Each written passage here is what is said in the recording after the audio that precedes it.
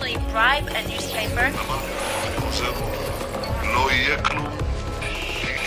Robert Mugabe has ruled Zimbabwe for nearly 37 years, and at age 92 is the world's oldest sitting president. But talking about his age and a possible political succession can land Zimbabwean journalists in trouble.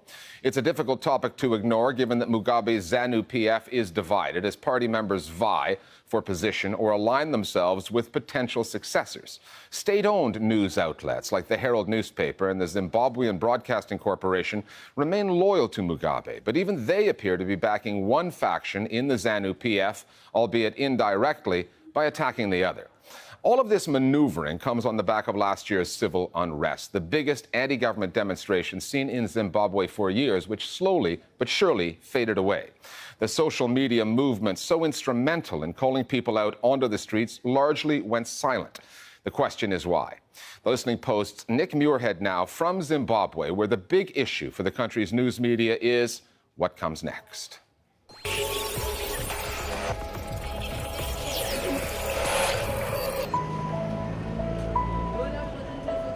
These are uncertain times in Zimbabwe, unstable times. Last year, the anti-government protests were the biggest the country had seen in years. Unemployment is rife, infrastructure is crumbling, and the failing economy has been compounded by a cash crisis. And the aging president, Robert Mugabe, is unwilling to make way for a successor. So, last month, when the ruling party, Mugabe's ZANU-PF, held its annual conference, it needed a strong story to come out of the event. The same local reporters the government had been turning the screws on were present in force to cover the gathering. And after waiting for our accreditation for 4 months, the Listening Post finally got in. Among Mugabe's messages, he did not want the media meddling with the country's political future. For goodness sake, it doesn't help getting the newspapers to intervene in our quarrels and disagreements. There's a growing political divide, a split in the ZANU-PF, and Zimbabwe's newspapers appear to be choosing sides. The state-owned Herald, the most widely circulated paper in the country, is backing one faction headed by Vice President Emmerson Mnangagwa at the expense of cabinet ministers from the other side. They are targeting 3 ministers.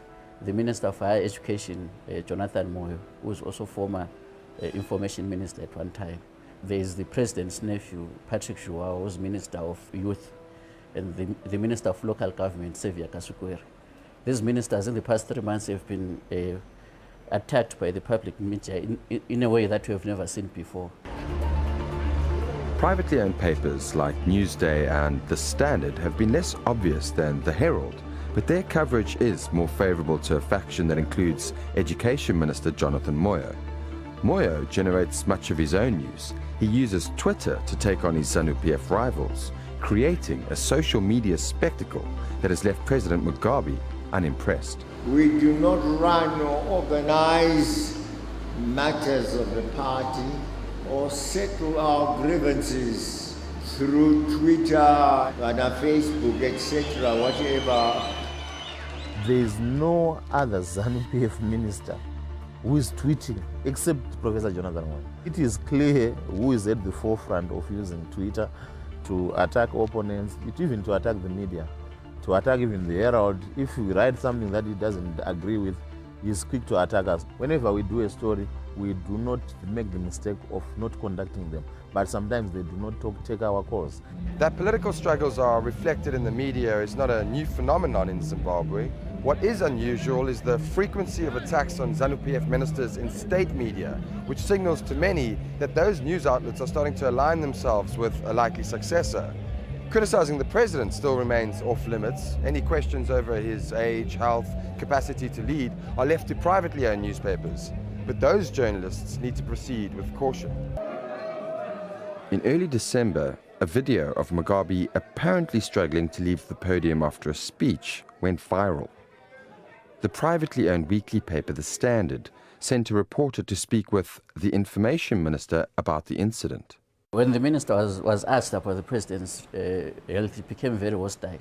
He asked the reporter who had sent him to ask those questions. This explains the kind of relationship that we have with the Minister of Information. They suspect that the private media is pushing a foreign agenda against the president. African culture, especially here in Zimbabwe, is very averse to discussing a person's ill health, especially someone of that age. So you see a lot of the time whenever the president is in public, there is a huge focus on trying to establish how much longer he has to live. And I think obviously ZANU-PF has an interest in, leaving that discussion out completely. The private media claim that there's closure of democratic space in Zimbabwe.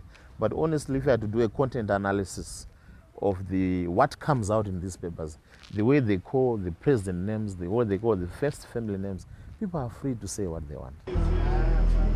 The government does give privately owned newspapers some leeway, but only because they have a limited reach in the country. Far more people get their news from broadcast media, where the state-controlled Zimbabwean Broadcasting Corporation has a near monopoly. ZBC is the only domestic TV channel in the country, and it stays on message.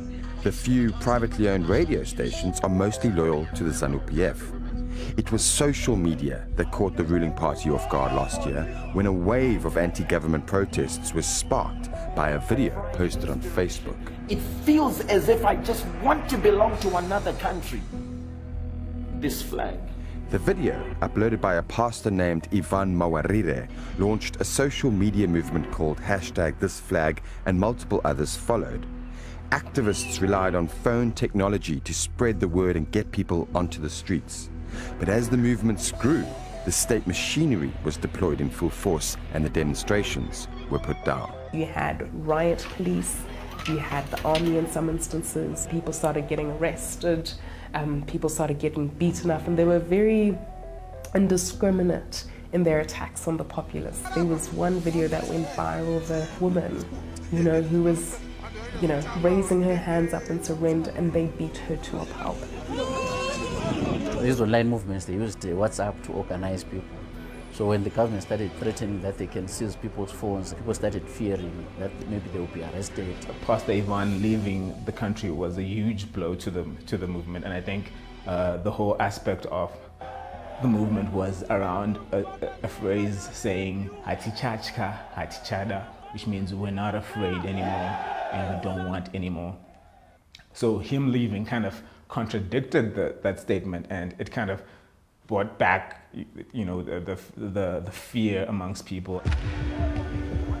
Last week, Zimbabwe's Telecom Authority issued a directive to mobile phone networks that effectively pushed up the cost of data from $1 for 250 megabytes to $1 for just 10 megabytes. It looks like the government is trying to price Zimbabweans out of social media, because last year, the tactic worked. Back in August, at the height of the protests, the Mugabe government reportedly issued a temporary ban on mobile phone networks offering data bundles, the promotional packages that make data more affordable. With the country experiencing a cash shortage that has citizens queuing at bank machines for hours on end, and withdrawal limits set as low as $50 a day in some cases, Zimbabweans need to prioritize where they spend their money. So as the price of data went up, engagement with the social media movements went down. People focused on their daily needs, and buying data wasn't a priority anymore. So we had a significant drop in viewership, significant drop in impressions on Twitter, significant drop in reach on Facebook.